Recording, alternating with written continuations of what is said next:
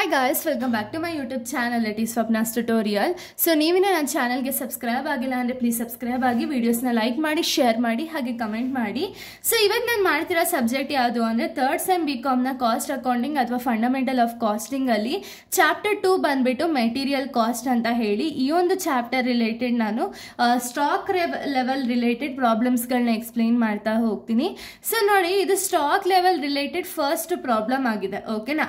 So ಇಲ್ಲಿ ನಮ್ಗೆ ಏನು ಕ್ವಶನ್ ಕೊಟ್ಟಿದ್ದಾರೆ ಅಂದರೆ from the following calculate the stock level ಅಂದರೆ ನಮ್ಗೆ ಇಲ್ಲೊಂದು ಡೀಟೇಲ್ಸ್ ಕೊಟ್ಟಿದ್ದಾರೆ. ಇದರಿಂದ ನಾವು ಸ್ಟಾಕ್ ಲೆವೆಲ್ ಅನ್ನೋದನ್ನ ಫೈಂಡ್ ಔಟ್ ಮಾಡಬೇಕು. ಓಕೆನಾ? ಸೊ ಇದು ತುಂಬ ಈಸಿ ಪ್ರಾಬ್ಲಮ್ಮು. ನೀವು ನೀಟಾಗಿ ನೋಡಿಕೊಂಡ್ರೆ ನೀಟಾಗಿ ಅರ್ಥ ಆಗುತ್ತೆ. ಯಾವಾಗ ಅಂದರೆ ಬರೀ ನಿಮ್ಗೆ ಏನು ಗೊತ್ತಿರಬೇಕು ಅಂದರೆ ಜಸ್ಟ್ ಫಾರ್ಮುಲಾ ಏನಿದೆ ಅಲ್ಲ, ಫಾರ್ಮುಲಾ ಗೊತ್ತಿದ್ರೆ ಸಾಕು, ಇನ್ನು ಯಾವುದು ಅವಶ್ಯಕತೆ ಇಲ್ಲ. ಓಕೆನಾ? ಸೊ ನೋಡಿ, ಇಲ್ಲಿ ರೀಆರ್ಡರ್ ಕ್ವಾಂಟಿಟಿ ಕೊಟ್ಟಿದ್ದಾರೆ 3000 ಯೂನಿಟ್ ಅಂತ ಹೇಳಿ. ಓಕೆನಾ? ನೆಕ್ಸ್ಟ್ ರೀಆರ್ಡರ್ ಪೀರಿಯಡ್ ಕೊಟ್ಟಿದ್ದಾರೆ 4 to 6 ವೀಕ್ಸು. ಅಂದರೆ ಇದು ಮಿನಿಮಮ್ ಒಂದು ಮ್ಯಾಕ್ಸಿಮಮ್ ಒಂದು ಅಂತ ಹೇಳಿ ನಿಮ್ಗೆ ಅರ್ಥ ಆಗಬೇಕು. ಓಕೆನಾ? ನೆಕ್ಸ್ಟು ಮಿನಿಮಮ್ ಕನ್ಸಂಪ್ಷನ್ 800 ಯೂನಿಟ್ಸ್ನ ಕೊಟ್ಟಿದ್ದಾರೆ.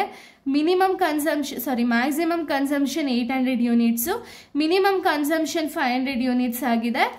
Normal consumption 600 units per week ಆಗಿದೆ. ರೀಆರ್ಡರ್ ಪೀರಿಯಡ್ ಬಂದ್ಬಿಟ್ಟು 2 ವೀಕ್ಸ್ ಅಂತ ಇಲ್ಲಿ ಹೇಳಿದ್ದಾರೆ. ಓಕೆನಾ? ಸೊ ಇಲ್ಲಿ ನೋಡಿ, ಇಲ್ಲಿ ನಿಮ್ಗೊಂದು ಕನ್ಫ್ಯೂಸ್ ಆಗುತ್ತೆ 4 to 6 ವೀಕ್ಸ್ ಅಂತ ಹೇಳಿ ಕೊಟ್ಟಿದ್ದಾರೆ ಅಂತ. ಸೊ ಮಿನಿಮಮ್ ರೀಆರ್ಡರ್ ಪೀರಿಯಡ್ ಅಂದರೆ ಶಾರ್ಟ್ ಫಾರ್ಮಲ್ಲಿ ROP ಅಂತ ಹೇಳಿ ಹೇಳ್ತೀನಿ. ಓಕೆನಾ? ROP ಮಿನಿಮಮ್ ಬಂದ್ಬಿಟ್ಟು 4, ಮ್ಯಾಕ್ಸಿಮಮ್ಮು 6. ಓಕೆನಾ? ನಿಮಗೆ ಫಾರ್ಮುಲಾ ಹೇಳಬೇಕಾದ್ರೆ ಗೊತ್ತಾಗುತ್ತೆ. ಇಲ್ಲಿ ಮಿನಿಮಮ್ ROPನೂ ಬೇಕು, ಮ್ಯಾಕ್ಸಿಮಮ್ ROPನೂ ಬೇಕು. ಸೊ ಅದಕ್ಕೆ ಎರಡೂ ಕೊಟ್ಟಿದ್ದಾರೆ. ಓಕೆನಾ?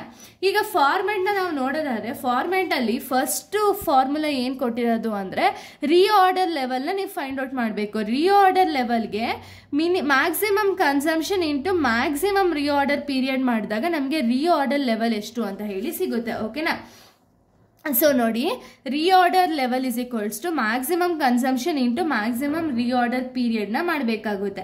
ಸೊ ಇಲ್ಲಿ ನೋಡಿ, ಇಲ್ಲಿ ಕ್ವಶನಲ್ಲಿ ಮ್ಯಾಕ್ಸಿಮಮ್ ಕನ್ಸಂಪ್ಷನ್ ಎಷ್ಟು ಕೊಟ್ಟಿದ್ದಾರೆ? 800 ಯೂನಿಟ್ಸ್ ಅಲ್ವಾ? 800 ಇಂಟು ಮ್ಯಾಕ್ಸಿಮಮ್ ರೀಆರ್ಡರ್ ಪೀರಿಯಡ್ ಎಷ್ಟಿದೆ? ನಾನು ಆಗಲೇ ಹೇಳ್ದಂಗೆ ರೀಆರ್ಡರ್ ಪೀರಿಯಡಲ್ಲಿ ಇದು ಮಿನಿಮಮ್ಮು ಫಸ್ಟ್ ಕೊಟ್ಟಿರೋದು, ಇಲ್ಲಿ ಕೊಟ್ಟಿರೋದು ಮ್ಯಾಕ್ಸಿಮಮ್ ಎಷ್ಟಿದೆ? 6 ಇದೆ.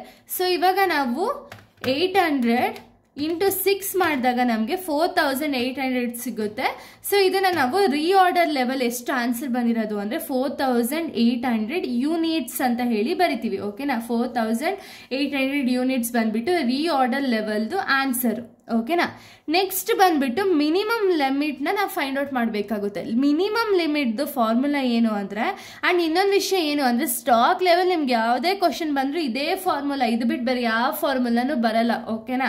ಸೊ ಮಿನಿಮಮ್ ಲಿಮಿಟ್ ಯಾವ ರೀತಿ ಫೈಂಡ್ ಔಟ್ ಮಾಡಬೇಕು ಅಂದರೆ ರೀಆರ್ಡರ್ ಲೆವೆಲ್ ಅಂದರೆ ನಮ್ಗೆ ಇಲ್ಲಿ ಏನು ಆನ್ಸರ್ ಬಂದಿರುತ್ತಲ್ಲ ಆ ಆನ್ಸರ್ಗೆ minus normal consumption into normal reorder period. ಓಕೆನಾ? ನಾರ್ಮಲ್ ಕನ್ಸಂಪ್ಷನ್ ಏನು ಕೊಟ್ಟಿದ್ದಾರೆ? Normal consumption into normal reorder period ಅಂದರೆ ಏನು? ಮಿನಿಮಮ್ ರೀಆರ್ಡರ್ ಪೀರಿಯಡ್ ಅಂತ ಹೇಳಿ ಅರ್ಥ. ಓಕೆನಾ?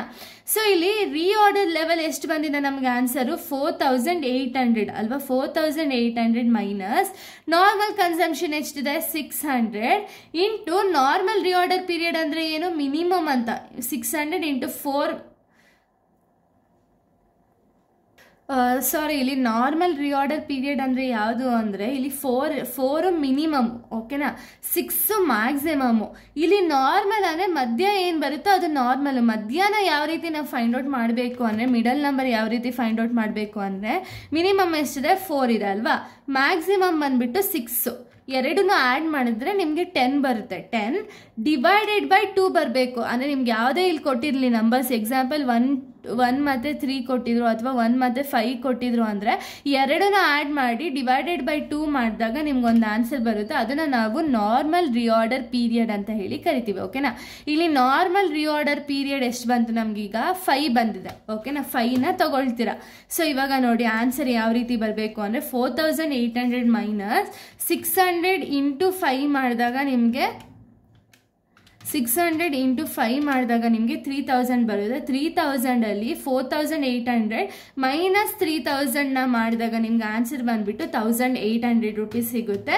ಸೊ ಇಲ್ಲಿ ಮಿನಿಮಮ್ ಲಿಮಿಟ್ ಬಂದ್ಬಿಟ್ಟು 1800 ಯೂನಿಟ್ಸ್ ಅಂತ ಹೇಳಿ ಬರೀತೀರ. ಓಕೆನಾ. ಇನ್ನು ನೆಕ್ಸ್ಟ್ ಬಂದ್ಬಿಟ್ಟು ಮ್ಯಾಕ್ಸಿಮಮ್ ಲಿಮಿಟ್ ಫಾರ್ಮುಲಾ ಏನಿದೆ, reorder level plus reorder quantity minus minimum consumption into minimum reorder period ಮಾಡಿದ್ರೆ ನಮಗೆ ಮ್ಯಾಕ್ಸಿಮಮ್ ಲಿಮಿಟ್ ಎಷ್ಟು ಅಂತ ಹೇಳಿ ಸಿಗುತ್ತೆ. ಓಕೆನಾ.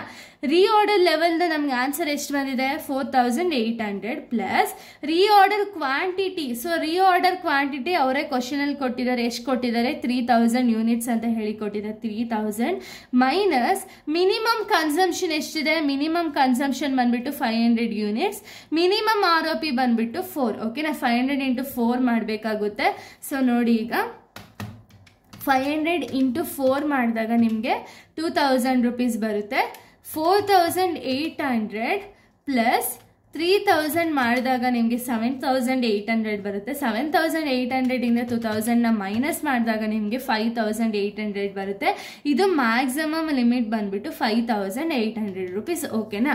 ಸೊ ನೆಕ್ಸ್ಟು ಆವ್ರೇಜ್ ಲಿಮಿಟ್ನ ಯಾವ ರೀತಿ ಫೈಂಡ್ ಔಟ್ ಮಾಡೋದು ಅಂದರೆ, ನಮ್ಮ ಹತ್ರ ಏನು ಮಿನಿಮಮ್ ಲಿಮಿಟ್ ಆನ್ಸರ್ ಬಂದಿರುತ್ತೋ minimum limit plus maximum limit ಎಷ್ಟು ಆನ್ಸರ್ ಬಂದಿರುತ್ತೋ ಮ್ಯಾಕ್ಸಿಮಮ್ ಲಿಮಿಟ್ ಡಿವೈಡೆಡ್ ಬೈ 2 ಮಾಡಿದ್ರೆ ಆವ್ರೇಜ್ ಲಿಮಿಟ್ ಎಷ್ಟು ಅಂತ ಹೇಳಿ ಗೊತ್ತಾಗುತ್ತೆ. ಓಕೆನಾ. ಮಿನಿಮಮ್ ಲಿಮಿಟ್ ಎಷ್ಟಿದೆ, 1800 ಪ್ಲಸ್ 5800 ಡಿವೈಡೆಡ್ ಬೈ 2 ಮಾಡಬೇಕಾಗುತ್ತೆ. ಸೊ ನೋಡಿ, 1800 ಪ್ಲಸ್ 5800 ಡಿವೈಡೆಡ್ ಬೈ 2 ಮಾಡಿದಾಗ ನಮಗೆ ಆವ್ರೇಜ್ ಲಿಮಿಟ್ ಬಂದ್ಬಿಟ್ಟು 3800 ಯೂನಿಟ್ಸ್ ಅನ್ನೋದು ಸಿಗುತ್ತೆ. ಓಕೆನಾ. ಸೊ ಇನ್ನು ಲಾಸ್ಟ್ ಸ್ಟೆಪ್ ಹೆಂಗೆ ಫೈಂಡ್ ಔಟ್ ಮಾಡಬೇಕು ಅಂದರೆ, ಲಾಸ್ಟ್ ಸ್ಟೆಪ್ ಬಂದ್ಬಿಟ್ಟು ಡೇಂಜರ್ ಲೆವೆಲ್. ಓಕೆನಾ. ನಾರ್ಮಲ್ ಕನ್ಸಂಪ್ಷನ್ ಇಂಟು ಎಮರ್ಜೆನ್ಸಿ ಪೀರಿಯಡ್ನ ಮಾಡಿದ್ರೆ ನಮಗೆ ಡೇಂಜರ್ ಲೆವೆಲ್ ಎಷ್ಟು ಅಂತ ಹೇಳಿ ಸಿಗುತ್ತೆ. ಸೊ ನೋಡಿ, ಇಲ್ಲಿ ಅವರೇ ಕ್ವಶನಲ್ಲಿ ಕೊಟ್ಟಿದ್ದಾರೆ, ರಿಆರ್ಡರ್ ಪೀರಿಯಡ್ ಅಥವಾ ಎಮರ್ಜೆನ್ಸಿ ಪೀರಿಯಡ್ ಅಂತ ಹೇಳಿ 2 ವೀಕ್ಸ್ನ ಮೆನ್ಷನ್ ಮಾಡಿದ್ದಾರೆ. ಹಾಗೆ ಒಂದು ನಾರ್ಮಲ್ ಕನ್ಸಂಪ್ಷನ್ ಬಂದ್ಬಿಟ್ಟು 600 ಯೂನಿಟ್ಸ್ ಇದೆ. ಓಕೆನಾ. ಸೊ ಇವಾಗ ನೋಡಿ, ಲಾಸ್ಟ್ ಸ್ಟೆಪ್ ನಾವು ಮಾಡೋದಾದರೆ, ಸೊ ನೋಡಿ, ಡೇಂಜರ್ ಲೆವೆಲ್ ಬಂದ್ಬಿಟ್ಟು normal consumption into emergency period ಮಾಡಬೇಕಾಗುತ್ತೆ. ನಾರ್ಮಲ್ ಕನ್ಸಂಪ್ಷನ್ 600 ಇಂಟು 2 ಮಾಡಿದ್ರೆ 6 2 12 ಅಂದರೆ 1200 ಯೂನಿಟ್ಸ್ ಅಂತ ಹೇಳಿ ಡೇಂಜರ್ ಲೆವೆಲ್ಗೆ ಬರುತ್ತೆ. ಓಕೆನಾ. ಇಷ್ಟೇ. ನಿಮಗೆ ಒಂದು ಫಾರ್ಮುಲಾಸ್ ಅನ್ನೋದು ಪ್ರಾಪರ್ ಗೊತ್ತಿದ್ರೆ ಸಾಕು, ಈ ಪ್ರಾಬ್ಲಮ್ಸ್ ಅನ್ನೋದನ್ನ ಆರಾಮ್ಸೆ ಮಾಡ್ಬೋದು. ಓಕೆನಾ. ಸೊ ಇಲ್ಲಿಗೆ ಈ ಒಂದು ಪ್ರಾಬ್ಲಮ್ ಅನ್ನೋದು ಕಂಪ್ಲೀಟ್ ಆಗುತ್ತೆ. ನೆಕ್ಸ್ಟ್ ವಿಡಿಯೋದಲ್ಲಿ ನಾನು ಇದೇ ರೀತಿ ನೆಕ್ಸ್ಟ್ ಪ್ರಾಬ್ಲಮ್ನ ಎಕ್ಸ್ಪ್ಲೈನ್ ಮಾಡ್ತೀನಿ. So thank you guys, thanks for watching.